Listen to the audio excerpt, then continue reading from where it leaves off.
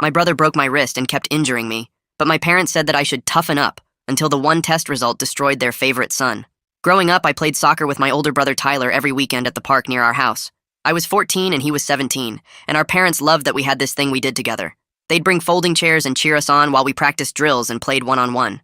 Tyler was bigger and stronger, so obviously he usually won, but it was still fun until junior year hit, and he started getting really aggressive about everything. The first time he deliberately tripped me, I thought it was an accident. I went down hard and scraped my knee pretty bad. My mom ran over with Band-Aids while my dad told me to walk it off. Tyler said he was going for the ball and I got in the way. The next weekend he shoulder-checked me into the goalpost. I hit my head and saw stars for a minute. My parents said that's just how boys play, and I needed to toughen up if I wanted to keep playing with someone 3 years older. Tyler didn't even pretend to apologize that time. After that, every practice got worse. He'd slide tackle me when I didn't even have the ball. He'd elbow me in the ribs during headers. He'd step on my ankles when we were doing footwork drills. I started showing up to school with bruises all over my legs and arms. My PE teacher asked if everything was okay at home. I told him my brother and I played competitive soccer. He said I should be more careful. My parents saw the bruises too, but they just bought me shin guards and told me Tyler was preparing me for real games. They said when I made varsity next year, I'd thank him for not going easy on me. Tyler loved that they took his side. He started calling me soft in front of them, and they'd laugh. One Saturday, Tyler kicked the ball directly at my face from 5 feet away. It knocked me backward and gave me a bloody nose. While my mom was tilting my head back and holding tissues to my face, Tyler told our dad I needed to learn to block better. My dad actually agreed and said reaction time was important. That night, I told my parents I didn't want to play with Tyler anymore. They said I was being a bad sport and that Tyler was just passionate about the game. My mom said if I quit now, I'd regret it later. My dad said Tyler wouldn't respect me if I couldn't handle a little physical play. So I kept going, but I started playing differently. I stopped trying to win and just focused on not getting hurt. Tyler noticed immediately and got even rougher. He started tackling me when our parents weren't looking, then helping me up before they turned around. He'd throw elbows during corner kicks and claim it was accidental contact. The worst part was, he'd get this look on his face right before he did something, like he was enjoying it. 3 weeks before soccer tryouts, Tyler completely lost it during practice. I'd actually gotten past him with the ball and was about to score when he came up behind me and kicked my legs out from under me. Not a slide tackle, just straight up kicked the back of my knees. I went down face first and felt something pop in my wrist. Tyler stood over me and said I should have passed instead of showing off. My parents finally took me to urgent care, but only because my wrist was swelling up. The doctor said it was sprained and asked how it happened. My mom said it was a soccer accident. The doctor looked at all my other bruises and old scrapes and asked if I'd had any other soccer accidents recently. My dad laughed and said boys will be boys. The doctor didn't laugh. He said he wanted to run some tests just to make sure everything was healing properly. My parents thought he was overreacting, but agreed. While we waited for my x-ray results, the doctor came back and said he wanted to examine Tyler too, just as a precaution since we practiced together so much. My parents were confused, but Tyler looked nervous for the first time. The doctor said he noticed Tyler seemed to be breathing heavily and sweating, even though we'd been sitting in the waiting room for an hour. My mom said Tyler was naturally athletic and probably just warm. The doctor insisted on blood work for both of us, saying he wanted to check for any underlying conditions that might affect healing or cause excessive aggression during physical activity. Tyler tried to leave, but my dad made him stay. A week later, we got called back to the hospital. The doctor sat us all down and explained that Tyler's blood work showed extremely elevated hormone levels, specifically testosterone that was way outside normal range. He said it was consistent with steroid use. Tyler's face went white. Tyler pushed his chair back and stood up fast, heading for the door like he could just walk out of this whole situation. The doctor moved to block the doorway before Tyler got there, not grabbing him or anything, but just standing there with his hands up in a calm way. The doctor said Tyler's testosterone levels were dangerously high and required immediate follow-up testing and medical evaluation to check for organ damage. My parents looked at each other with these confused and angry expressions, like they couldn't believe what they were hearing. My mom opened her mouth to say something, but the doctor kept talking in this serious tone that made everyone stay quiet. He explained that steroid use in teenagers could cause permanent damage, and Tyler needed more blood work done today. A nurse came in with a clipboard full of consent forms and handed them to my dad, who just stared at the papers without signing anything. The doctor waited, still blocking the door, until my dad finally grabbed a pen and started filling out the forms with shaky handwriting. Tyler sat back down and put his head in his hands, while the nurse tied a rubber band around his arm to draw more blood. The doctor pulled over a rolling stool and sat down facing all of us, his hands folded together like he was about to explain something important. He started talking about what anabolic steroids do to a teenager's body and brain, using words like increased aggression and severe mood swings and violent behavior changes. My mom kept shaking her head back and forth, saying Tyler would never do drugs, that he was a good kid who worked hard. But I wasn't looking at my mom or the doctor. I was watching Tyler's face go from white to bright red as the doctor listed off symptoms that perfectly matched every behavior change over the past year. The anger that came out of nowhere, the way he'd lose control during practice, how he started getting mean even when we weren't playing soccer. Tyler's leg was bouncing up and down really fast, and he was staring at the floor tiles like he wanted to disappear into them. The doctor asked Tyler directly if any of these symptoms sounded familiar, and Tyler just nodded without looking up. My dad asked what the doctor was suggesting, his voice getting loud and defensive. The doctor said the blood work didn't lie, and Tyler's hormone levels were consistent with steroid use over several months. The room got really quiet, except for the sound of my mom crying softly. Tyler finally lifted his head and looked at our parents with this desperate expression. He admitted he started taking steroids last spring when college scouts began showing interest in players from our region. His voice cracked when he said it, like he was about to cry too. Tyler said everyone on the varsity team knows guys who use them, and he felt like he needed an edge to get noticed for scholarships.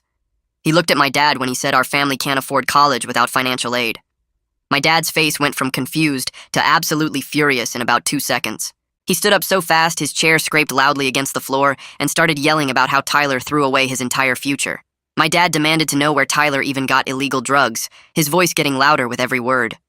Tyler yelled back that Dad was the one who'd been pressuring him about scholarships since freshman year. Tyler stood up too, and they were facing each other across the small exam room. Tyler said our family was counting on him to get a free ride to college, that Dad reminded him every single day how much was riding on his soccer career. My mom tried to say something, but both of them kept yelling over her. The doctor stood up and raised his voice just enough to cut through their argument. He said very firmly that they needed to stop and listen, because this was serious. The doctor explained that Tyler needed to stop using steroids immediately, but had to do it under medical supervision because quitting cold turkey could be dangerous. He pulled out his phone and started making calls right there in the room to schedule follow-up appointments with an endocrinologist. The doctor made it very clear this wasn't optional, that Tyler would be monitored weekly until his hormone levels stabilized. Then the doctor turned to my parents and said they needed to discuss my injuries now.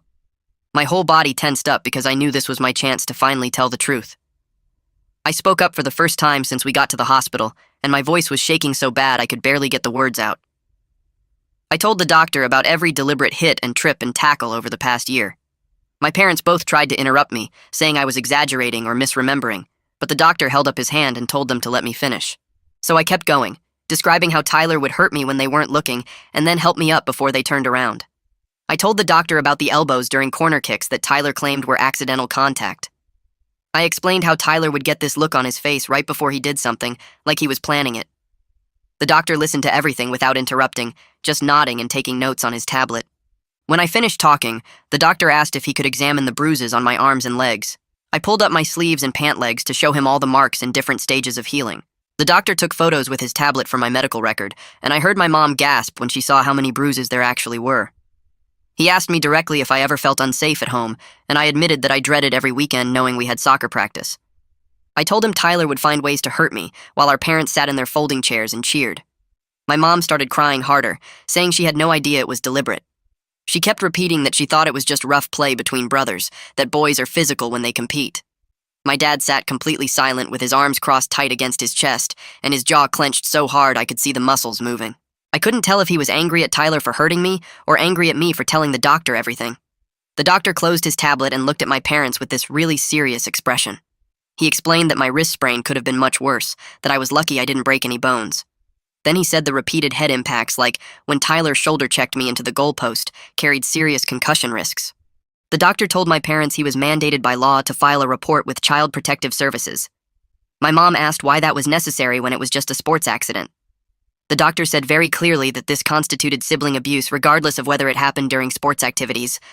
My dad's face went pale, and he asked what that meant for our family. The doctor said someone from CPS would contact them within a few days to schedule interviews.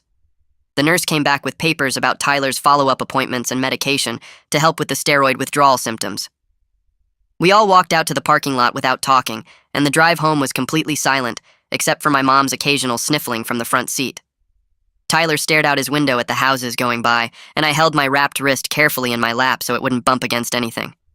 My dad gripped the steering wheel so hard his knuckles turned white, and I watched his hands the whole way home because I was too scared to look at anyone's face. When we got home, Tyler went straight upstairs without looking at anyone, and I heard his door close hard enough to shake the wall. My parents stood in the kitchen whispering to each other while I grabbed a glass of water and went to my room.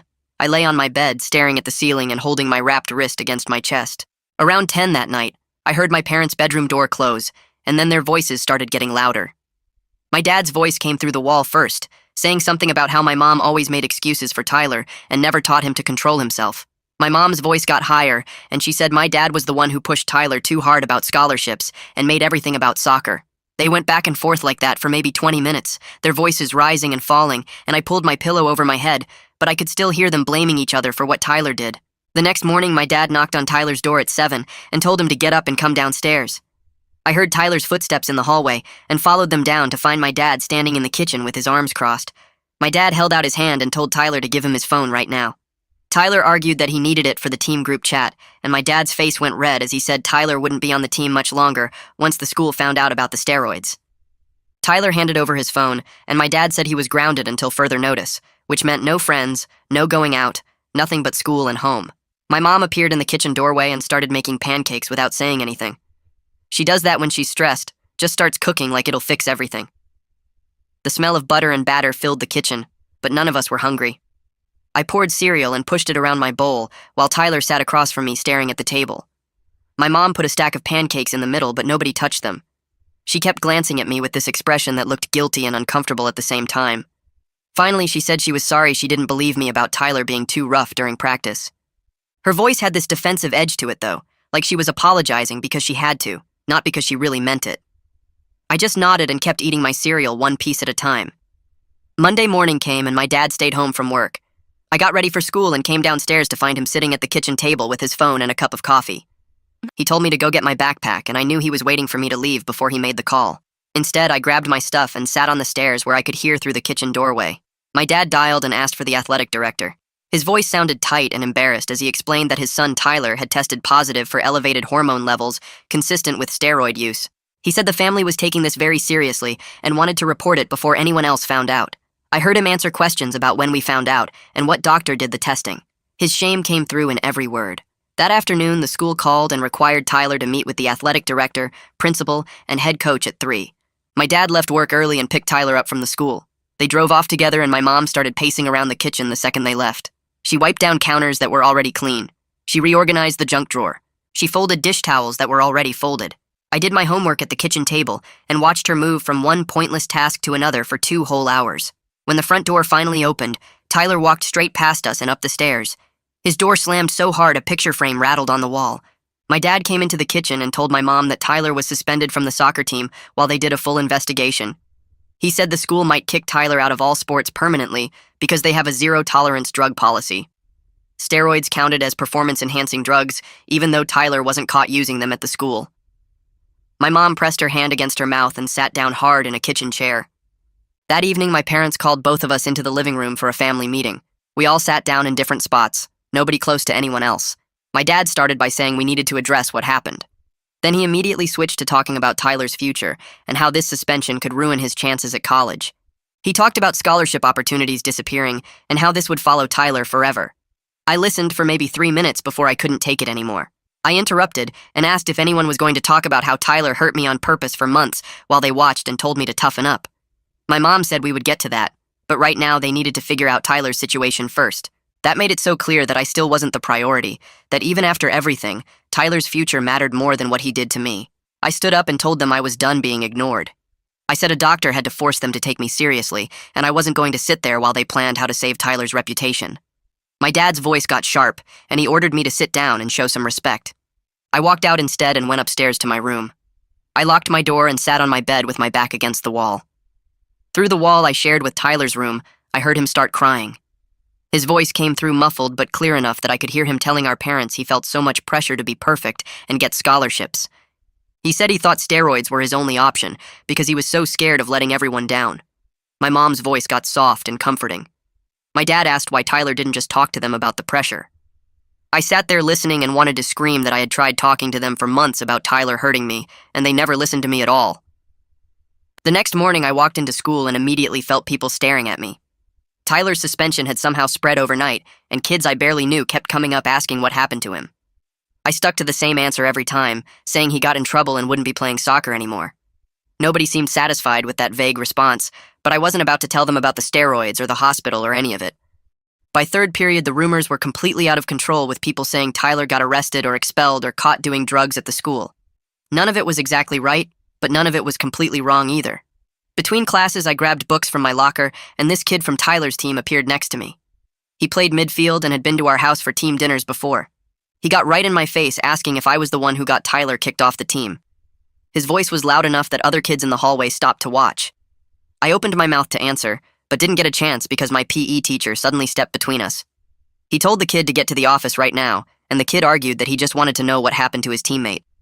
My PE teacher wasn't having it and pointed down the hallway until the kid finally walked away. Then my teacher turned to me and asked if I was okay. I nodded, and he asked if I needed to talk to the school counselor about everything going on. I hadn't planned on it, but something about the way he asked made me realize maybe I should. I ended up in the counselor's office during lunch. She was a woman in her 40s with gray hair and a kind face who already knew about the CPS report from the hospital. She asked how I was feeling about everything, and I sat there in the chair across from her desk trying to figure out how to answer. Finally, I admitted I was angry that my parents still seemed more worried about Tyler's future than about what he did to me. She listened without interrupting and wrote some notes on a pad. She asked if I felt safe at home now, and I said yes, because Tyler hadn't touched me since the hospital. She said that was good, but the fact that it took a doctor's intervention to make me safe was concerning. We talked for maybe 20 minutes, and she said I could come back anytime I needed to talk. That week, a CPS caseworker showed up at our house on Thursday afternoon. She was younger than I expected, maybe in her 30s, carrying a leather folder and wearing business clothes. My mom answered the door, and her face went pale when the caseworker introduced herself. She said she needed to interview everyone separately and asked to speak with me first. We sat in the living room while my parents and Tyler waited in different rooms. The caseworker asked detailed questions about the injuries and how long they'd been happening. She wanted to know specific incidents and dates as much as I could remember. Then she asked if I ever felt scared of Tyler, and I told her honestly that I dreaded being alone with him. I explained that I didn't think my parents would believe me if I said the injuries were on purpose, because they never believed me before. She wrote everything down and asked if Tyler ever threatened me directly. I said no, but he didn't have to because the physical stuff was threat enough. After about 30 minutes, she thanked me and asked my mom to send Tyler in next. I went upstairs to my room, but I could hear voices through the floor. Tyler's interview went longer than mine, maybe 45 minutes. I pressed my ear against the floor near the heating vent and caught pieces of what he was saying. His voice sounded shaky, and I heard him admit he hurt me deliberately because he was angry and taking out his frustration. He said the steroids made him more aggressive, but he knew what he was doing was wrong and did it anyway. Hearing him finally admit it out loud to someone official made my chest feel tight. My parents got interviewed together after Tyler, and that took over an hour. I stayed in my room doing homework and trying not to think about what they were saying downstairs. When the caseworker finally called everyone back to the living room, she explained that she wasn't removing anyone from the home. My mom's shoulders dropped with relief, but the caseworker wasn't finished. She said the family was required to attend counseling together because the family dynamic enabled abuse to continue. She talked about favoritism and dismissiveness toward my concerns and said we needed professional help to address it. My dad immediately argued that mandatory counseling was excessive. He said this was a family matter they could handle privately without outside interference. The caseworker's expression didn't change, and she firmly explained it wasn't negotiable. She said if they refused, she would escalate the case and my parents would face more serious consequences.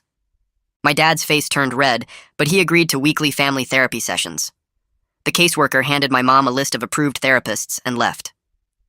That Saturday, I was cleaning out the garage because my mom asked me to organize the sports equipment. I pulled out old soccer balls and cones and moved aside bags of gear we hadn't used in years. In the back corner behind some camping stuff, I found Tyler's old soccer bag, the black one with the torn strap he'd stopped using last year. I unzipped it expecting to find cleats or shin guards, but instead, I found bottles of pills and small boxes with syringes inside. My stomach dropped as I realized this was Tyler's steroid stash. There were at least 6 bottles of different pills with labels I couldn't fully understand, and a box of needles still sealed in plastic. I felt sick thinking about how long he'd been using them and that he was already on steroids when he broke my wrist. I grabbed the bag and carried it inside. My parents were in the kitchen, and I walked straight to the table and dumped everything out in front of them. Pills scattered across the surface and syringes rolled toward the edge. My mom gasped and covered her mouth with her hand. My dad's face went dark red as he stared at the extent of Tyler's drug use. I looked at both of them and said, "This is what they chose to ignore while telling me to toughen up." My mom started to cry, and my dad stood up so fast his chair scraped loudly against the floor. He yelled for Tyler to get downstairs right now. Tyler appeared in the doorway and stopped when he saw the table. My dad demanded to know where all this came from and how long Tyler had been using. Tyler admitted he bought the steroids online from a sketchy website using birthday money and cash from his part-time job at the grocery store. He said he spent over $300 on cycles of pills and injectable testosterone over 6 months. My dad asked why Tyler would do something so dangerous and expensive. Tyler said he felt desperate to get bigger and stronger for scouts and thought this was the only way to compete with other players who were already using them. The endocrinologist appointment happened 3 days later at a medical building downtown. We sat in another waiting room with the same tension hanging over us while Tyler filled out paperwork about his steroid use. The doctor called us back, and Tyler had to give more blood samples and pee in a cup. The endocrinologist was an older man with gray hair who looked at Tyler's chart and test results for a long time before speaking. He explained that Tyler's natural testosterone production had been suppressed by the steroids. His body stopped making its own hormones because it was getting them artificially. The doctor said Tyler would need monitoring for months, maybe longer, to see if his levels went back to normal. He warned that some effects might be permanent. Tyler could have fertility problems later in life. He might need hormone replacement therapy. His bone density could be affected. The list went on, and Tyler's face got whiter with each possible consequence. My mom kept asking if there was anything they could do to fix it faster, and the doctor said no. Tyler's body needed time to recover, and there were no guarantees it would fully heal. Tyler started crying right there in the doctor's office. Not quiet tears, but full-on sobbing that he'd ruined his body and his future for nothing. My mom immediately moved to comfort him, putting her arm around his shoulders and telling him it would be okay. The doctor held up his hand and said Tyler needed to understand the serious consequences of his choices. He looked directly at Tyler and said recovery would require taking full responsibility for what he did. My mom pulled back, looking confused and hurt. The doctor scheduled follow-up appointments every month and gave Tyler information about support groups for athletes who used performance-enhancing drugs. The drive home was quiet, except for Tyler's occasional sniffles from the back seat. Our first family counseling session was the following week at an office in a strip mall between a nail salon and a pizza place. The waiting room had boring landscape paintings and magazines nobody wanted to read. When the therapist called us back, we walked into her office and everyone sat as far apart as possible. Tyler took the chair in the corner. My parents sat on opposite ends of the couch.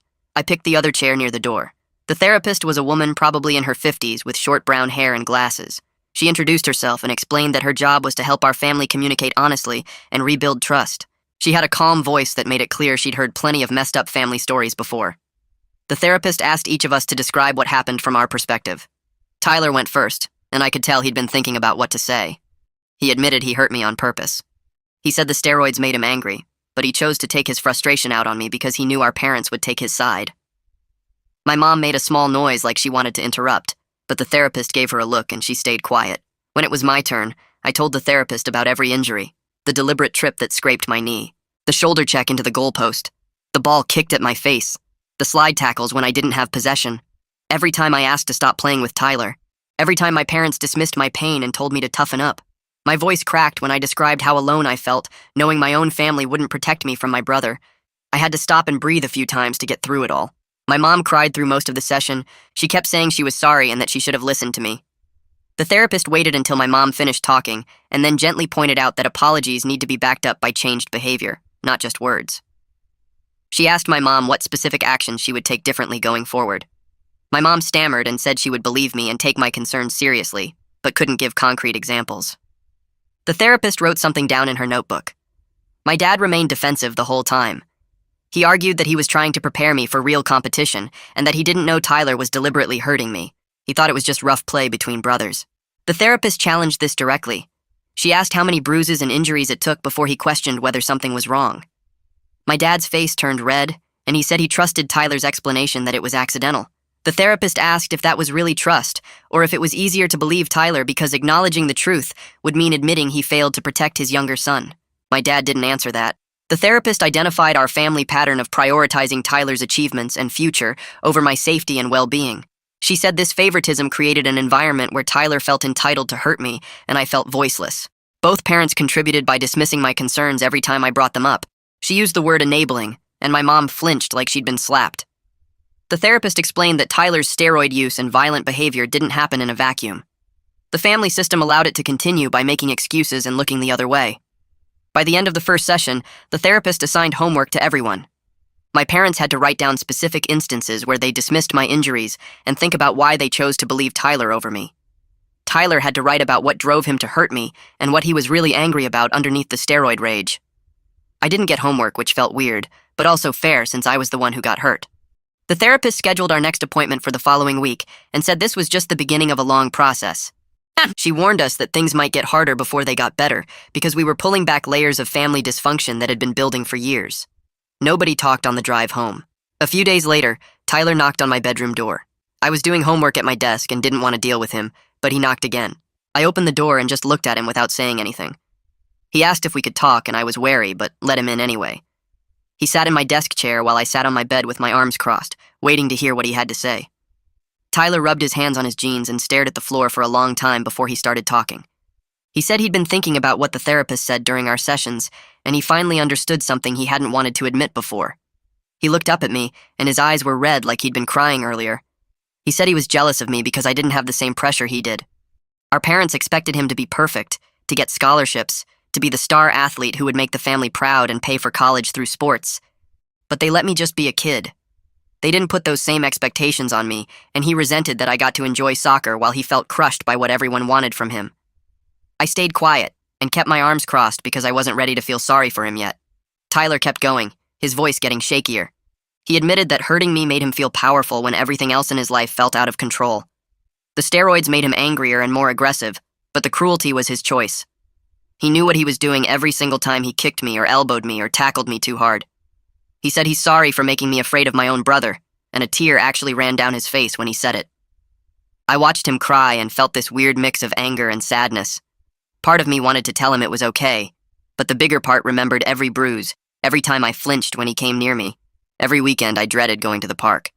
I asked him why he didn't just quit soccer if he hated the pressure so much. Tyler wiped his face with his sleeve and said he thought about quitting all the time, especially last year when the scouts started coming to games.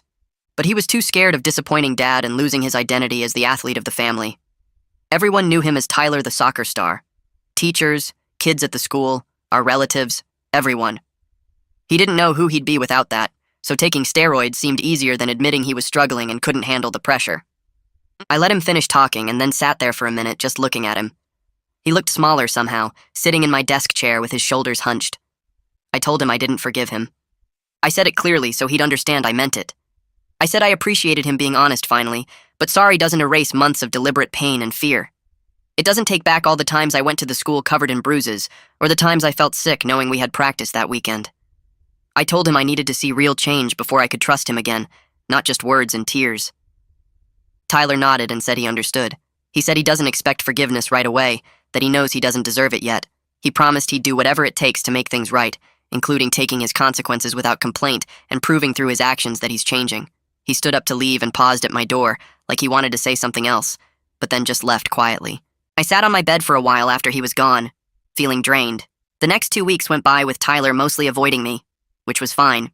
We'd pass each other in the hallway at home, and he'd nod but not try to talk. I could tell he wanted to say more but was respecting the space I needed. Our parents walked on eggshells around both of us, and the house felt tense all the time. At our third family therapy session, the therapist started by asking if anything had changed since our last meeting. My mom jumped in right away, talking fast like she'd been practicing what to say. She admitted she made excuses for Tyler because she was proud of his athletic success and didn't want to see his flaws. Even when I was getting hurt, she chose to believe it was accidental, because acknowledging the truth meant admitting her favorite son was capable of deliberately hurting his younger brother. The therapist asked her why Tyler's success mattered so much, and my mom's voice cracked when she said she wanted other people to see our family as successful. She wanted to be the mom of the star athlete, and she let that pride blind her to what was really happening. She looked at me when she said this, and I could see she meant it, but it still hurt knowing she picked Tyler's reputation over my safety for so long. My dad had a much harder time admitting fault. He sat with his arms crossed, his jaw tight, and kept saying he thought it was just normal sibling roughness. The therapist pushed him, asking direct questions about specific injuries I'd reported. She asked how a bloody nose from a ball kicked directly at my face from 5 feet away could be accidental. She asked how many times a kid needs to come home bruised before a parent questions what's happening. My dad's face turned red, and he said he trusted Tyler's explanations, but the therapist cut him off. She said that wasn't trust. That was choosing the easier path because acknowledging the truth would mean admitting he failed to protect his younger son. The room went silent for a minute. My dad uncrossed his arms and put his hands on his knees, staring at the floor. Finally, he said he put too much pressure on Tyler about scholarships and dismissed my injuries because he was so focused on Tyler's athletic career and our family's financial future. He said the words quietly, like they hurt to say out loud. He admitted he valued sports success over my safety, and he's ashamed of that. Hearing him actually say it made something loosen in my chest, but I still felt angry that it took a therapist forcing him to see it. The therapist spent the rest of the session helping us establish new family rules. She wrote them down on a big notepad so everyone could see. No more soccer practice between Tyler and me, ever. Regular family meetings every Sunday night to discuss concerns before they build up. A commitment that my parents will listen when I say something is wrong instead of automatically taking Tyler's side or dismissing my concerns. She made my parents repeat the rules out loud and agree to them, and made Tyler and me agree too. It felt weird having rules written down like we were little kids, but I also felt relieved having them in black and white. 2 months passed with our family going to therapy every week and actually following the new rules. Tyler went to his substance abuse counseling and saw his endocrinologist for monitoring. I played soccer with my freshman team, and my parents came to every game, cheering for me without comparing me to Tyler. Things felt different at home, still awkward sometimes, but better. Then one afternoon, Tyler came home from the school and went straight to his room without saying anything. My mom called up asking if he wanted a snack, and he said no. An hour later, my dad got home from work and knocked on Tyler's door. I was in my room doing homework, but I could hear them talking, Tyler's voice muffled and upset. My dad came out and called my mom upstairs, and they both went into Tyler's room and closed the door. I heard my mom gasp, and then everything went quiet. They stayed in there for a long time. When Tyler finally came out for dinner, his eyes were puffy and red. He sat down at the table and my parents sat on either side of him. My dad explained that Tyler received official notice from the school district that day. His athletic eligibility was revoked for the remainder of high school because of the steroid use. No college scouts would be allowed to watch him play, even if the team let him back, which they wouldn't. The scholarship opportunities he'd been chasing since freshman year were completely gone. My mom reached over and squeezed Tyler's hand. I didn't know what to say, so I just ate my dinner and listened. Tyler spent the whole next day in his room with the door closed. I heard him moving around in there, and once I heard something hit the wall, but mostly it was just quiet. My parents gave him space, though my mom kept walking past his door like she wanted to knock. The day after that, Tyler came out in the morning and sat down with our parents at the kitchen table. I was eating cereal and getting ready for school. Tyler told them he accepts the consequences of what he did. His voice was steady, not angry or crying. He said maybe it's better this way because now he can figure out who he is without soccer defining him. He said he's been Tyler the soccer player for so long that he forgot there could be other things he's good at or interested in. My dad asked what he meant, and Tyler said he'd been thinking about maybe studying sports medicine or physical therapy in college. He wanted to help athletes stay healthy instead of hurting themselves like he did. My mom started crying again, but this time she was smiling too. She said she was proud of him for accepting responsibility and thinking about his future in a new way. My dad nodded and said they'd help him research other paths to college, including academic scholarships and community college transfer programs. It was the first time I'd seen them support Tyler in something that wasn't about athletics, and I could see the relief on Tyler's face. That weekend, my parents sat down with Tyler at the kitchen table with a laptop and a stack of brochures they'd picked up from the guidance counselor's office. My mom opened a website showing community college programs, while my dad had a notebook ready to write down costs and requirements. Tyler pulled his chair closer and started reading through the nursing and physical therapy program descriptions. I was doing homework at the counter, but could hear them discussing transfer agreements with 4-year schools and how Tyler could save money by living at home for 2 years. My dad calculated numbers on his phone, while my mom bookmarked pages about academic scholarships that didn't require athletic participation. Tyler asked questions about application deadlines and prerequisite classes, and for the first time I heard genuine interest in his voice, instead of the pressure and stress that used to be there when they talked about his future. My mom printed out a checklist of things Tyler needed to do, and my dad said they'd visit 3 local community colleges next month to tour the campuses and talk to advisors. Tyler thanked them and took the papers to his room to read through everything more carefully. The following Monday, Tyler came home from the school with a packet from the counseling office. The school mandated that he attend substance abuse counseling every week in addition to our family therapy sessions. Tyler signed the consent forms without arguing, and my mom scheduled his first appointment for that Thursday. When Thursday came, Tyler drove himself to the counselor's office across town and was gone for over an hour. He came home quieter than usual, but not upset, just thoughtful. At dinner that night, he mentioned that the counselor was helping him understand the pressure he'd felt and why taking steroids seemed like a solution when it actually made everything worse.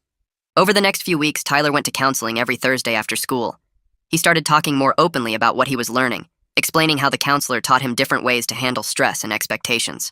One evening, he told me the counselor said a lot of student athletes struggle with the same pressures he did, and that asking for help was actually stronger than trying to handle everything alone. 3 months after everything started, my wrist felt completely normal again. I could bend it all the way and put weight on it without any pain. Soccer tryouts for the freshman team were coming up, and I decided to go for it. The tryouts lasted 3 days with drills and scrimmages, so the coaches could see everyone's skills. I was nervous the first day, but once I started playing, I remembered how much I actually enjoyed soccer when I wasn't scared of getting hurt. I passed the ball cleanly, made a few good defensive plays, and even scored once during a practice game. At the end of the 3rd day, the coach posted the roster and my name was on it. I made the team. My first official game was on a Saturday morning against another school in our district. My parents came and sat in the bleachers with their folding chairs and a cooler of drinks.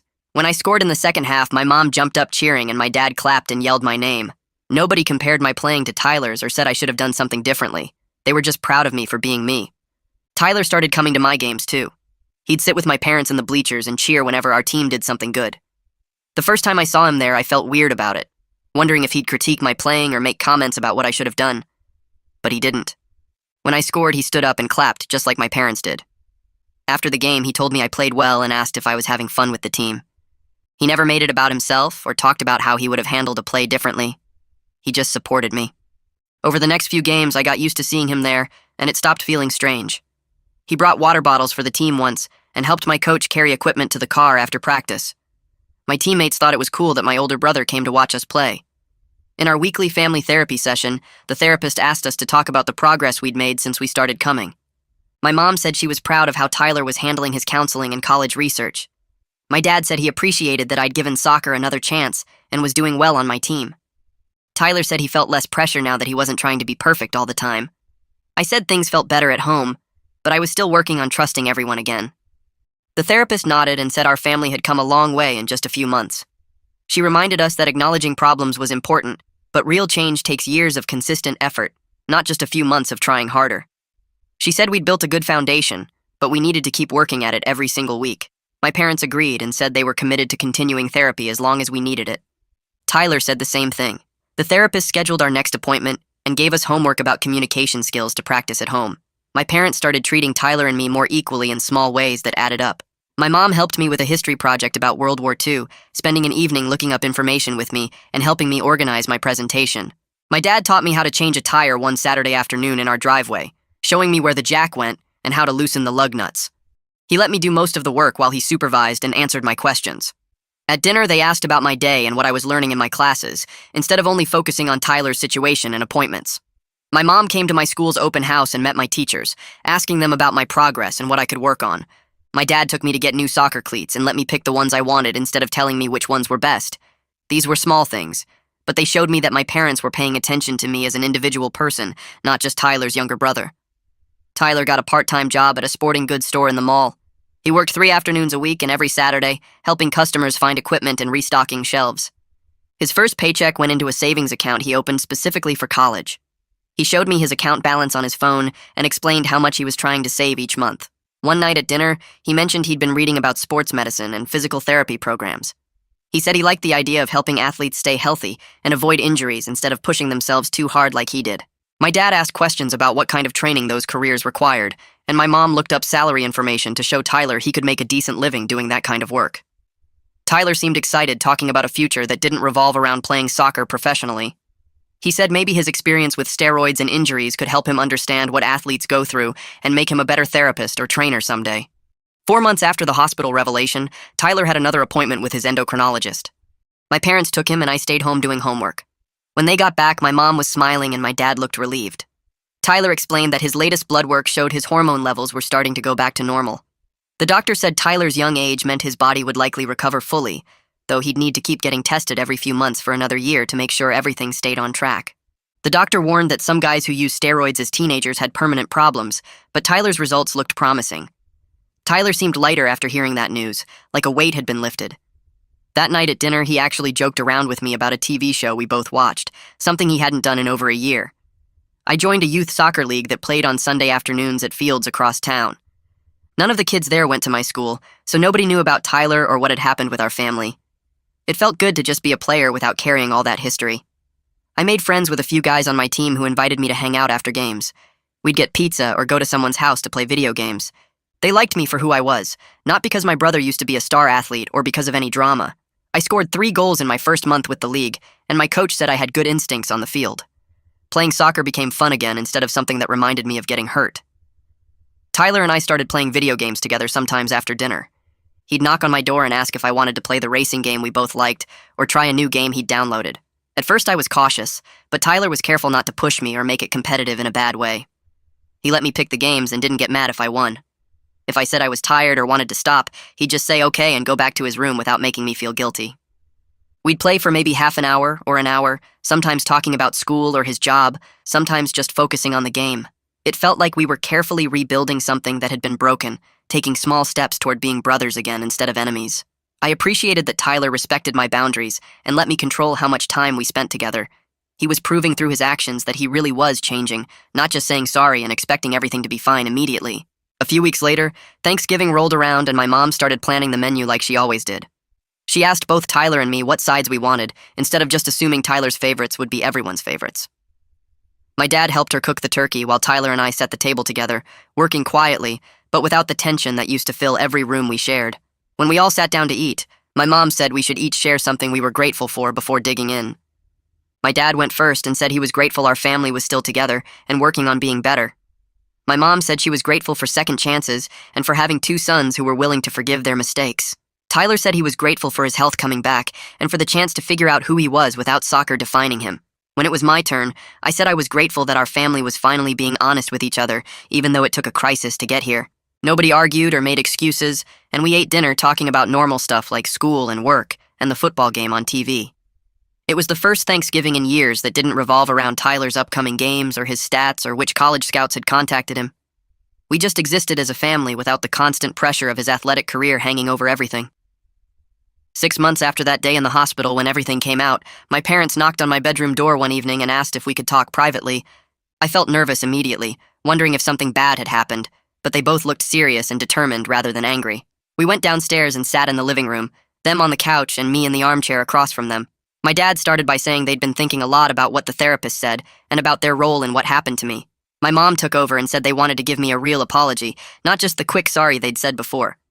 She explained that they'd failed me as parents by dismissing my injuries and not protecting me from Tyler. My dad added that they'd prioritized Tyler's success over my safety because they got caught up in his achievements and the idea of scholarships. He said watching him excel at soccer made them feel proud and successful as parents, and they stopped seeing what was really happening. My mom's voice cracked when she said they should have believed me the first time I said Tyler was hurting me on purpose, and they were sorry for all the times they told me to toughen up instead of listening. My dad promised they would do better every day going forward, that they'd prove through their actions that both their sons mattered equally. I sat there for a minute, processing what they'd said, and then told them I appreciated the apology, but I was still hurt. I explained that it would take time to fully trust them again, because they'd spent years showing me my feelings didn't matter compared to Tyler's success. But I could see they were really trying to change, not just saying the right words, but actually treating me differently. They nodded, and my mom said they understood, that they'd keep proving through their actions that I mattered just as much as Tyler. My dad said my voice would always be heard in our family from now on, and if I ever felt dismissed or ignored, I should call them out immediately. They both looked relieved when I said okay, like they'd been terrified I'd reject their apology completely. Life isn't perfect, and our family still has hard days when old patterns try to creep back in. Sometimes my dad still gets too focused on achievement, or my mom still makes excuses when she shouldn't. But we're all working together in therapy and at home to build something healthier than what we had before. Tyler goes to his counseling appointments every week without complaint, and his hormone levels are almost back to normal now. He got accepted to community college for next fall and seems genuinely excited about studying sports medicine. My parents ask about my soccer games and school projects with real interest, not just because they feel obligated. They come to my games and cheer for me without comparing my performance to how Tyler used to play. Tyler sits with them in the stands and celebrates when I score, and afterward we sometimes grab food together as a family. He's genuinely remorseful about what he did and keeps proving through small daily choices that he's different now. My parents are learning to listen when either of us speaks up about something bothering us, and they're treating us equally instead of putting all their attention on one son. I finally feel safe and valued in my own family for the first time in years, and while we still have work to do, we're moving in the right direction together.